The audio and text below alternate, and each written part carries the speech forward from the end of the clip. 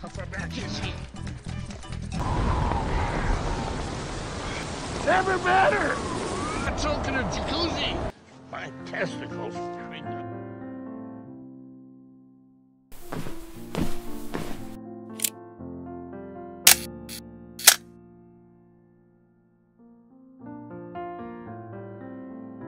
Film dimulai dengan Bill Bryson, diperankan oleh Robert Redford, seorang penulis perjalanan terkenal yang kini sudah berusia lanjut dan tinggal di New Hampshire bersama istrinya, Catherine Emma Thompson. Hidupnya tenang tapi terasa hampa. Ia sering menghadiri pemakaman teman-teman lamanya, dan di tengah percakapan basa-basi tentang usia dan penyakit, Bill mulai merasakan kegelisahan. Hidupnya terasa berhenti. Suatu hari, ketika sedang berjalan di sekitar rumahnya, ia menemukan papan penunjuk ke Appalachian Trail, jalur pendakian legendaris sepanjang lebih dari 3.500 km dari Georgia sampai Maine. Tanpa alasan jelas, Bill terpikat. Ia membaca artikel dan melihat peta jalur itu. Sebuah ide gila muncul. Bagaimana kalau aku menapakinya? Istrinya tentu saja menolak mentah-mentah. Kamu bahkan tidak bisa berjalan ke dapur tanpa ngos-ngosan, protes Catherine. Tapi Bill bersikeras, mengatakan bahwa ia hanya ingin melihat Amerika dari dalam jalurnya sendiri. Catherine akhirnya menyerah, dengan satu syarat. Dia tidak boleh pergi sendirian. Bill mulai menelpon teman-teman lamanya untuk mencari rekan perjalanan, tapi semua menolak. Terlalu tua, terlalu sibuk, atau sudah meninggal. Akhirnya, datang telepon tak terduga dari Stephen Katz, Nick Nolte, sahabat lama Bill yang dulu pernah ikut bersamanya dalam perjalanan muda yang penuh kenangan dan kekacauan. Masalahnya, Katz sekarang sudah gendut, jalannya berat, dan nafasnya pendek karena kebiasaan minum dan merokok. Tapi dia bersemangat, katanya dia ingin melihat sesuatu sebelum mati. Kamu lebih aman sendirian, gumamnya. Tapi Bill tetap berangkat. Mereka tiba di Georgia, titik awal Appalachian Trail. Keduanya berdiri menatap hutan luas di depan mereka. Katz melihat ke puncak bukit dan berkata, "Kita benar-benar mau jalan kaki sampai Maine. Satu langkah setiap kali." Awalnya mereka tampak optimis, tapi tak butuh waktu lama sebelum kenyataan menghantam. Medan terjal, hujan turun. Nyamuk, kaki lecet, dan punggung sakit. Katz sering mengeluh, bernafas berat, dan berhenti di setiap tanjakan.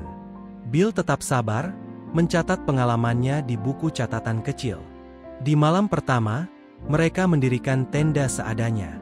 Suara binatang malam membuat Katz ketakutan, sementara Bill berusaha membaca peta dengan lampu senter kecil. Keesokan paginya, mereka bertemu pendaki muda bernama Mary Ellen yang cerewet dan sok tahu. Ia mengkritik cara mereka berjalan, makan, bahkan berbicara.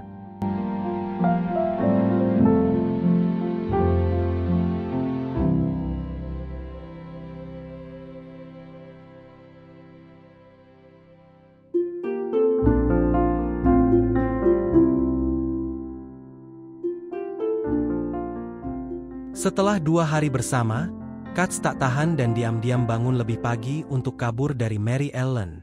Rintangan dan humor di alam. Perjalanan mereka dipenuhi kegagalan kecil dan momen lucu. Suatu kali Katz ingin buang air di tebing dan nyaris jatuh. Di lain waktu, mereka kehilangan jalur dan harus menyeberang sungai dengan pakaian basah kuyup. Bill sering mencoba berdamai dengan alam dan menikmati pemandangan, sementara Katz sibuk mencari penginapan atau restoran di setiap kota kecil yang mereka lewati. Di salah satu kota, Katz bertemu wanita lokal yang genit dan menggoda. Namun suaminya pulang lebih cepat, memaksa Katz melarikan diri lewat jendela kamar motel. Sebuah adegan komedi klasik yang memalukan tapi penuh tawa. Refleksi dan persahabatan. Seiring perjalanan berlanjut, hubungan mereka yang dulu sempat renggang mulai pulih. Mereka saling membuka diri tentang masa lalu, kegagalan, penyesalan, dan ketakutan akan tua dan mati sendirian. Katz mengaku bahwa ia pernah mencoba berhenti minum, tapi hidupnya terasa hampa. Bill mengaku ia menulis banyak buku tapi tak tahu apa lagi yang ingin ia buktikan. Suatu malam, mereka duduk di bawah langit penuh bintang.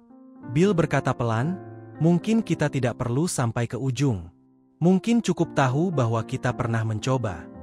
Katz tertawa. Ya, dan besok kita coba lagi. Kalau lututku masih ada. Krisis di gunung. Mereka mulai mendaki bagian paling sulit dari jalur. Pegunungan curam dan berbatu. Saat mencoba menuruni tebing sempit, tanah di bawah mereka longsor. Keduanya tergelincir dan terjebak di tepi jurang, tak bisa naik maupun turun. Dalam situasi itu, mereka berdebat, lalu tertawa, karena tak ada yang bisa mereka lakukan selain menunggu. Akhirnya mereka tidur di situ, beralaskan batu dan saling menjaga agar tidak jatuh.